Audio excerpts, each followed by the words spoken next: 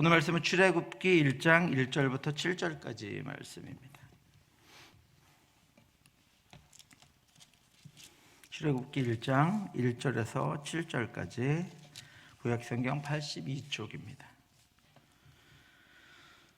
찾으셨으면 저와 한 절씩 교독하시겠습니다. 야곱과 함께 각각 자기 가족을 데리고 애굽에 이른 이스라엘의 아들들의 이름은 이러하니 이사갈과 스불론과 베냐민과 야곱의 허리에서 나온 사람이 모두 70이요 요셉은 애굽에 있었더라. 같이 읽겠습니다. 이스라엘 자손은 생육하고 불어나 번성하고 매우 강하여 온 땅에 가득하게 되었더라. 살아계시고 위대하신 하나님, 우리를 또한 주일날 모이게 하여 주셔서 예배하게 하시니 감사합니다. 우리가 하나님의 말씀을 듣습니다. 온전히 하나님의 말씀으로 받아들일 수 있는 마음을 허락하여 주시고 이 부족한 종의 입술을 들어 주장하여 주셔서 온전히 하나님의 말씀만이 드러날 수 있도록 인도하여 주십시오. 감사드리며 예수님 이름으로 기도드립니다. 아멘. 제가 이 말씀을 살펴보기 전에 출애굽기에 대해서 간략하게 조금 이제 알아봤으면 좋겠습니다. 우선 이 출애굽기의 히브리어 원어로의 제목은 쉐모트라는 단어를 사용하고 있습니다. 이 단어는 출애굽기 1장 1절에서 사용되고 있는 첫 문장인 엘레 쉐모트에서 이제 따온 것입니다. 이것의 의미는 이것들의 이름들이라는 의미입니다. 출애굽기에 있는 그런 성격이랑 이 제목은 좀 맞지 않는 것 같습니다. 왜 그런지는 사실 참 이게 알아내기가 좀 쉽지 않은 부분들이 있는 것 같습니다. 그래서 이 쉐모트라는 이 출애굽기, 원래 이 원어의 의미는 이름들이라는 뜻을 가지고 있습니다. 그리고 이 출애굽기의 저자는 1장 1절부터 5절까지 창세기 46장 8절부터 27절의 족보를 이제 요약하고 있는 것들을 간략하게 요약하고 있는 것들을 볼 수 있습니다. 이 족보 본문이 엘레 쉐모트라는 문구로 이제 시작하고 있는 것입니다. 출애굽기의 틀을 조금 이제 나누어서 이제 살펴보고 싶습니다. 출애굽기는 노역에서 예배로, 그리고 하나님의 부재에서 임재로, 그리고 하나님에 대한 알매서 하나님에 대한 섬김으로의 그런 큰 틀을 가지고 있습니다. 출애굽기는 바로를 섬기는 것으로부터 시작해서 하나님의 영광과 임재가 느껴지는 것으로 끝을 맺습니다. 혹시 성도님들은 여백의 미라는 단어에 대해서 알고 계십니까? 저보다 워낙 많이 듣기도 하고 그 의미에 대해서 깊이 알고 있을 것이라 생각이 되어집니다. 먼저 이 여백의 미라는 이 사전적인 의미에 대해서 조금 이제 살펴보기를 원하는데, 이것은 어떠한 공간에 글씨나 그림, 그리고 사물 따위를 채우고 남은 빈자리에서 느껴지는 아름다움이라는 의미를 가지고 있습니다. 이 여백의 미란, 동양화에서 여백은 작품의 한 중요한 구성 요소로 작용합니다. 심지어는 작품이 오직 여백의 미를 살리기 위해 그려진다고 합니다. 이처럼 여백은 그림 중에 빈 공간이 아니라, 그 빈 공간 그 자체가 아니라 이 여백은 하나로서 의미가 있는 또한 전체의 한 부분인 것입니다. 오늘 본문 가운데서도 이 여백의 미를 느낄 수 있음을 보게 됩니다. 요셉이 110세의 죽음에 그들이 그의 몸에 향재료를 넣고 애굽에서 입관하였더라. 출애굽기를 살펴보기 전에 창세기를 잠시 간략하게 또 이야기를 하기를 원합니다. 창세기는 창조로 시작해서 죽음, 곧 요셉의 죽음으로 끝나는 것을 볼 수 있습니다. 성경의 첫 번째 책은 창세기로 시작해서 좀 표현이 그렇지만 멸세기로 끝이 납니다. 에덴 동산에서 시작한 창조의 생명이 애굽에서 시신을 담는 죽음의 관으로 끝나고 있다는 것입니다. 죽음이 마지막인가? 구원은 도대체 어디 있는가에 대해서 우리는 생각해 보게 됩니다. 그리고 요셉의 죽음 이후에는 이스라엘에게 도대체 무슨 일이 일어날 것인가 질문해 볼 수 있습니다. 오늘의 본문 말씀 1장 1절에서는 야곱과 그의 가족들이 애굽에 이른 것으로 이제 시작합니다. 야곱과 함께 각각 자기 가족을 데리고 애굽에 이른 이스라엘 아들들의 이름은 이러하니. 우리는 이 말씀을 보면서 무엇을 떠올릴 수 있습니까? 야곱과 이스라엘 이 두 이름을 통해서 우리는 창세기에서 정말 줄기차게 그렇게 야곱과 그렇게 이스라엘 그 이름이 언급되어지고 있는 것들을 떠올려 볼 수 있습니다. 즉 오늘 본문 출애굽기 1장 1절부터 7절의 말씀은 창세기와 출애굽기 사이에 가교 역할, 연결의 역할을 하고 있는 것입니다. 애굽으로 내려간 이스라엘 가족의 이름은 이러하니라. 야곱과 그의 아들들 곧 야곱의 아들 루벤과 애굽에서 요셉이 낳은 아들은 2명이니 야곱의 집 사람으로 애굽에 이른 자가 모두 70명이었더라. 앞선 창세기에서 야곱의 가족이 애굽으로 내려갔으며 그 내려간 사람들의 명단을 차례로 언급하는 것을 볼 수 있습니다. 또한 6절에서는 창세기 마지막에서 언급되어졌던 요셉의 죽음에 대해서도 말씀하고 있습니다. 요셉과 그의 모든 형제와 그 시대의 사람은 다 죽었고, 여기까지가 애굽에 내려온 이스라엘 자손들에 대한 창세기의 말씀을 요약하고 있다라고 볼 수 있습니다. 여기서 우리는 창세기 가운데 하나님께서 아브라함과 언약하시고 그 언약이 이삭과 야곱을 통해서 계속해서 이어져 가고 있다는 것을 떠올릴 수 있게 됩니다. 이스라엘 자손은 생육하고 불어나 번성하고 매우 강하여 온 땅에 가득하게 되었더라. 창세기와 출애굽기 사이는 몇백 년이라는 긴 시간의 공백이 있었습니다. 여기서 1절에 나오는 몇백 년의 시간 동안 야곱의 12아들과 부양 가족들이 7절에서는 하나의 큰 민족으로 성장한 것으로 말씀하고 있습니다.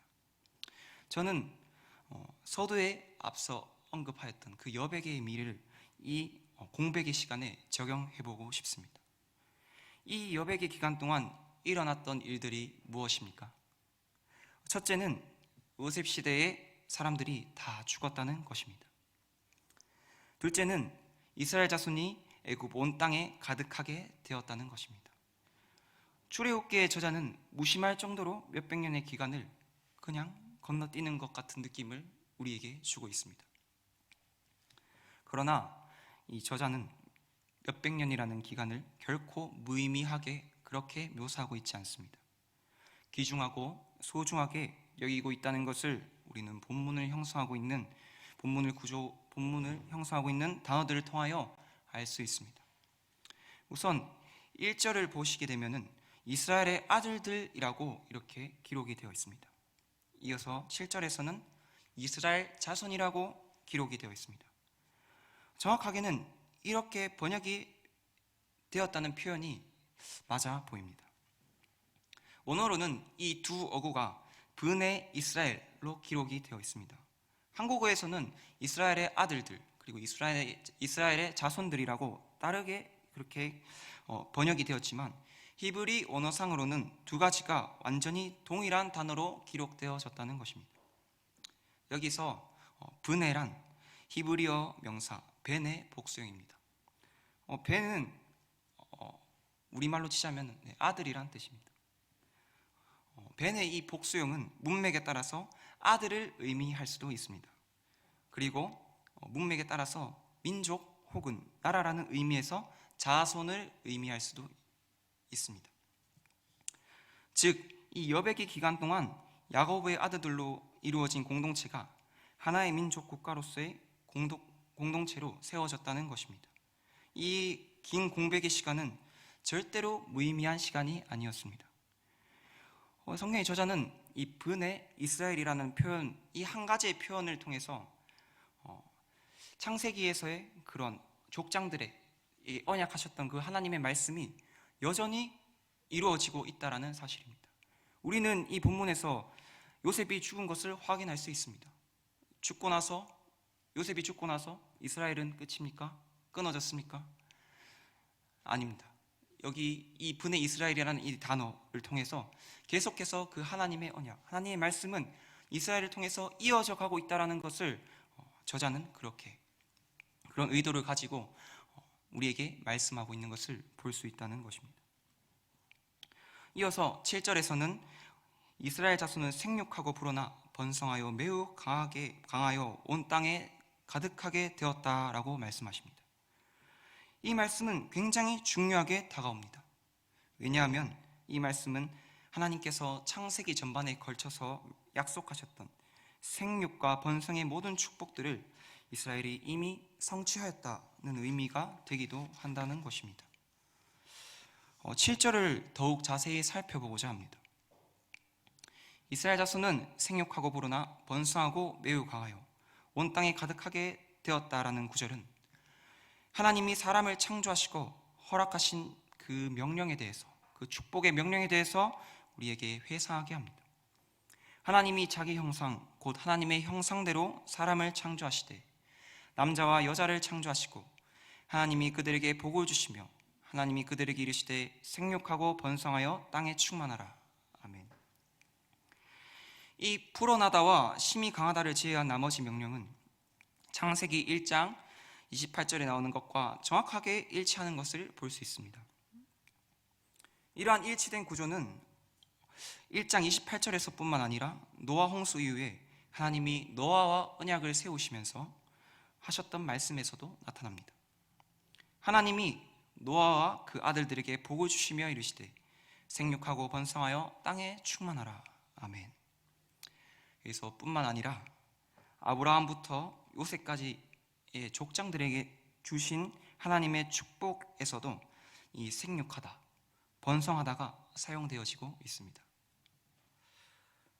이 생육하다란 명령과 번성하다란 명령은 주로 서로 쌍을 이루면서 그렇게 짝이 되어서 사용되어지는 것들을 봅니다.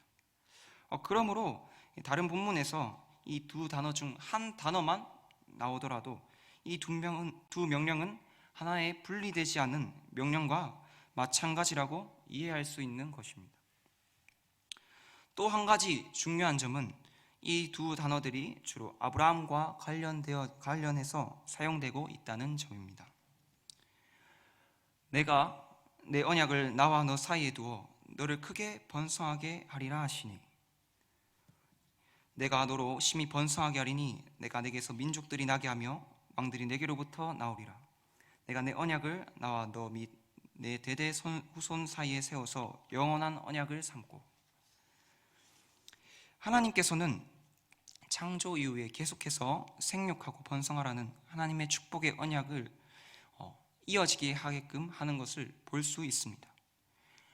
아브라함의 죽음 이후에 이 단어들, 생육하고 번성하라, 이 단어들이 사용될 때에도 거의 대부분 아브라함에게 주어진 약속을 재확인, 기억을 하게끔, 그렇게 상기시키게끔 할 때 사용되는 것을 볼 수 있습니다.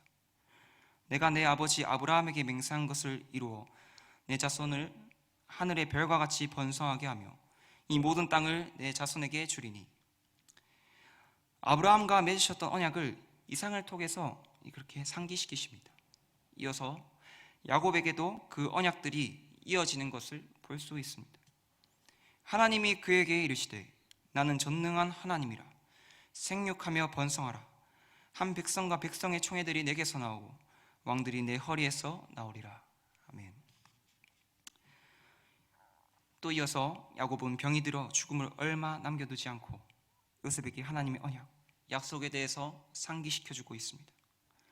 요셉이 이르되 이전에 가나안 땅 루스에서 전능하신 하나님이 내게 나타나 복을 주시며 내게 이르시되 내가 너로 생육하고 번성하게 하여.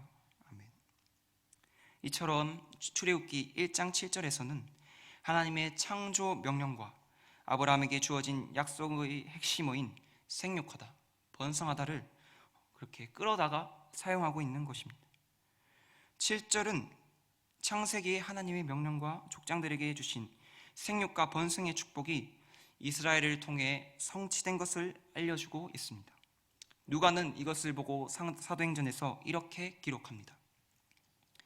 이 여백의 시간, 하나님이 아브라함에게 약속하신 때가 가까움에 이스라엘 백성이 애굽에서 번성하여 많아졌더니. 아멘. 이 여백의 시간은 그저 흘러갔던 시간이 아닌 하나님께서 아브라함에게 약속하신 때를 향해 나아가는 방향성을 가진 시간이었습니다. 이 모든 것은 철저하게 하나님께서 신실하게 자신의 언약을 성취하시기 위한 목적을 이루시기 위한 하나님의 섭리였다는 것입니다. 우리는 여기서 신실하시고 미쁘신 하나님을 경험할 수 있습니다. 여백은 그림 중에 빈 공간이 아니라 그 자체가 의미가 있는 전체의 한 부분인 것입니다. 몇백 년이라는 시간이 무심하게 흘러가는 것 같아 보입니다. 그러나 하나님께서는 자신의 언약을 이루어 가시고 성취하시기 위해 신실하게 일하고 계셨다는 사실을 오늘의 본문을 통해서 우리는 알 수 있습니다. 야곱의 아들들로 이루어진 가족 공동체는 긴 여백의 시간 동안 한 민족이 되었습니다. 그 사람들의 수는 마치 곤충떼가 우글거리는 것을 의미하는 샤라츠라는 단어를 통해서 이 이스라엘이 얼마나 생육하고 번성하였는지에 대해서 생생하게 묘사하는 것들을 우리에게 보여줍니다. 그것도 세상의 문명의 한복판인 애굽 땅에서 말입니다. 하나님께서는 이스라엘 통해서 그 언약을 성취하고 계시는 것들을 볼 수 있습니다. 이것을 통해서 우리에게는 알 수 있는 것은 이 언약이 창조 때 하나님께서 사람을 창조하시고 나서의 그 언약과 계속해서 이어지고 있다는 것입니다. 이 언약은 이스라엘에게만 국한된 것이 아니며 하나님께서는 모든 만물을 창조하시고 우주와 모든 만물을 창조하신 하나님이시라는 것을 정말 우리는 알고 있습니다. 그것들을 그러한 언약을 이스라엘을 통해서 그렇게 성취하고 계시는 것입니다. 이 세상에 그것도 이 애굽 땅, 세상의 문명이 충만한 그러한 애굽 땅 한복판에서 말입니다. 이 애굽에서의 그 바로 왕은 이 시대에서 중보자 그리고 또 규칙을 그렇게 균형을 그렇게 만드는 균형을 맞추는 그런 신과도 같은 존재였습니다. 그 신으로 숭배되며 불리웠던 자였습니다. 그러한 애굽 땅 가운데서 하나님은 자신의 언약을 신실하게 이행하시면서 하나님만이 창조자이시고 하나님만이 완전한 하나님이시라는 것을 애굽 땅 가운데서 나타내고 계시는 것입니다. 출애굽기 1장 7절이 강조하고 있는 성취는 창세기 나오는 약속들 중 생육과 번성의 약속, 그리고 족장들에게 주어진 약속들 중 많은 후손의 약속과 연결되어 있음을 살펴보았습니다. 그리고 이 약속들이 성취되었다는 것은 하나님께서 아브라함에게 주신 약속들 중 남은 약속, 즉 땅의 약속의 성취가 멀지 않았음을 예고하고 있는 것입니다. 죄로 인하여 죽을 수밖에 없던 우리를 구원하시기 위하여 예수 그리스도를 이 땅 가운데 보내시기까지 신실하게 그 뜻을 이루어 가시고 이행해 가신 위대하신 하나님을 찬양합니다. 오늘날 우리는 팬데믹의 시대를 살아가고 있습니다. 우리는 아무것도 알 수 없습니다. 한치 앞을 내다볼 수도 없는 혼란의 시대 속에 살아가고 있음을 봅니다. 또한 하나님의 법에 회방하며 하나님의 법에 정면으로 맞서서 대적하고 있는 그러한 자들을 봅니다.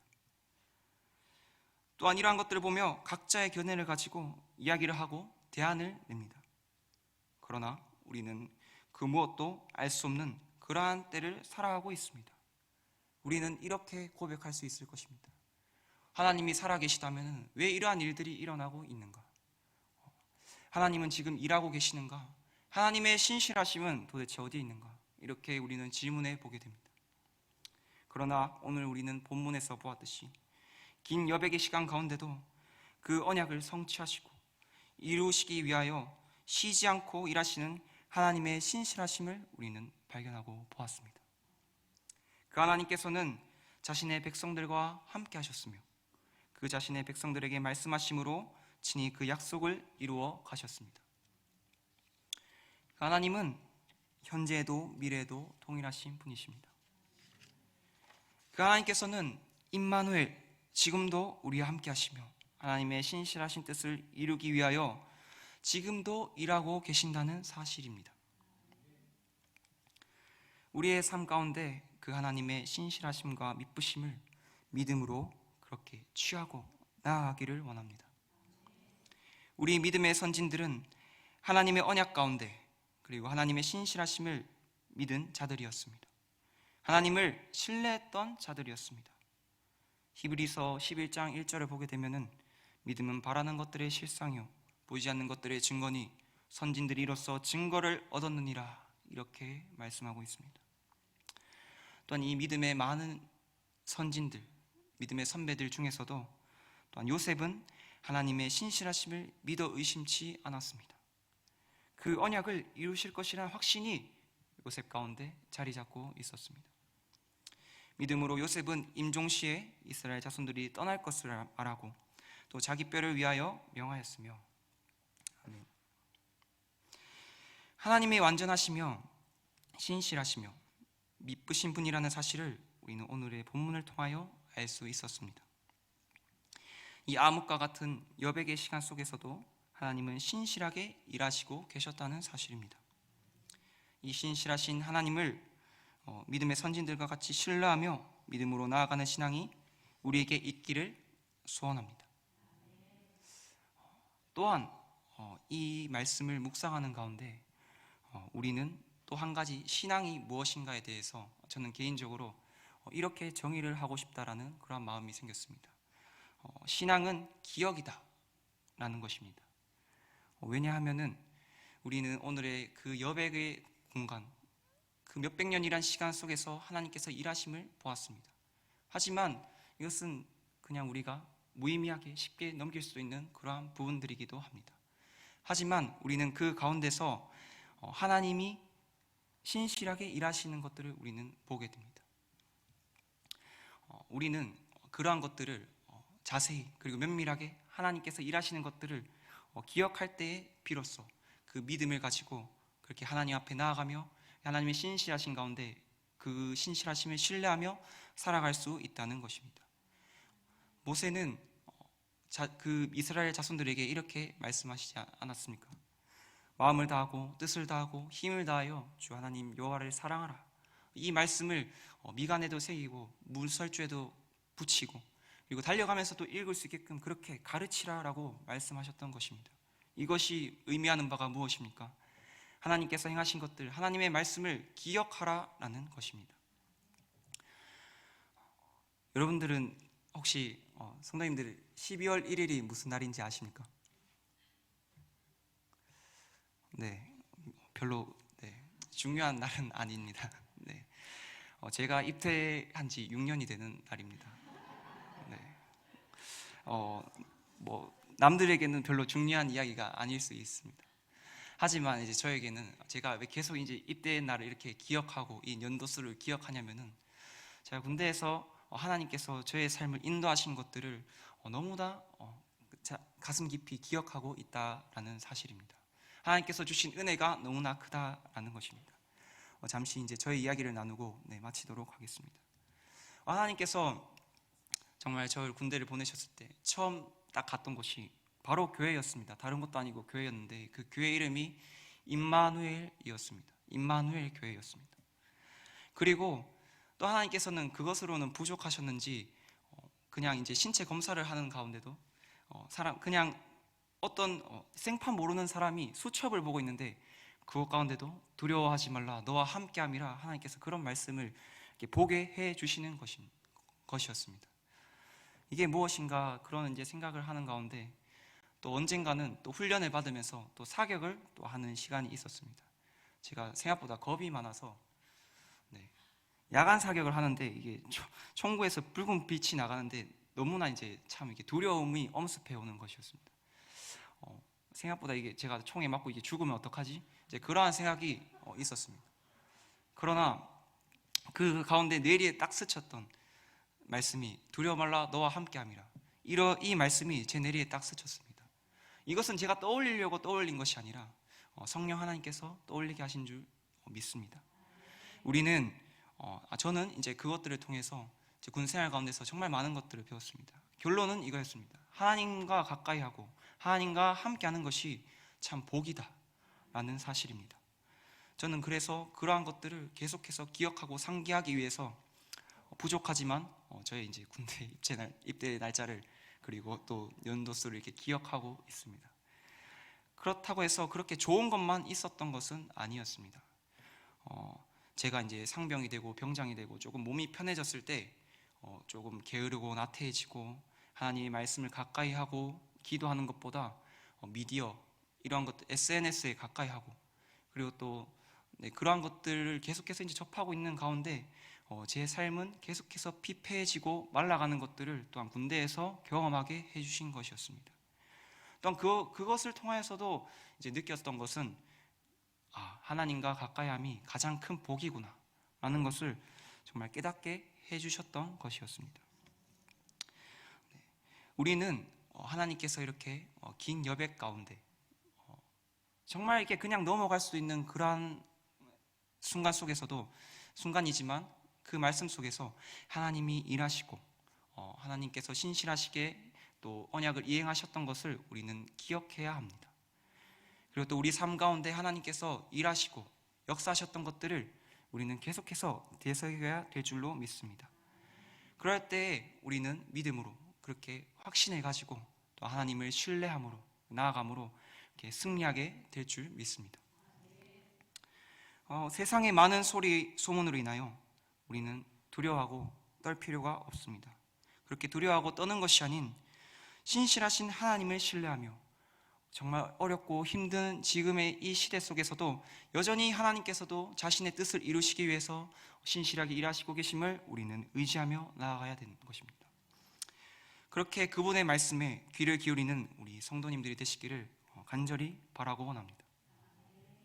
또한 이스라엘을 택하신 하나님, 그 하나님께서 이스라엘을 모든 민족 가운데 복의 근원으로 삼으시고 제사장의 나라로 부르셨듯이 우리를 통하여서 그 복의 근원이 되시며 만왕의 왕이신 예수 그리스도의 복음을 증거하는 사명을 충성되게 감당하는 우리가 되기를 그렇게 간절히 소망합니다. 제가 기도하도록 하겠습니다.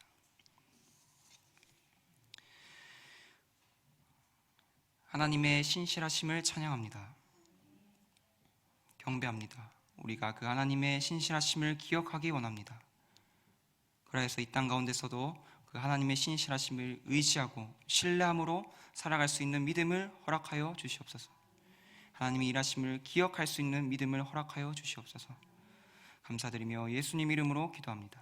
아멘. 지금은 우리 주 예수 그리스도의 은혜와 우리를 사랑하시는 하나님의 크고 넓으신 사랑하심과 성령의 교통하심이 우리가 무심코 보내는 시간들까지도 우리가 후회하는 시간들까지도 주관하셔서 우리로 하나님의 자녀로 온전히 살아가기를 원하시는 하나님의 뜻과 하나님의 말씀을 따라 순종하며 나아가기를 원하는 사랑하는 성도들 머리 위에와 이곳에서 일정을 마치고 돌아가 하나님이 주신 사역지에서 그 사역을 또 감당해야 하는 우리 신상균 선교사님과 귀한 가족들 머리 위에 지금부터 영원토록 함께 있을지어다.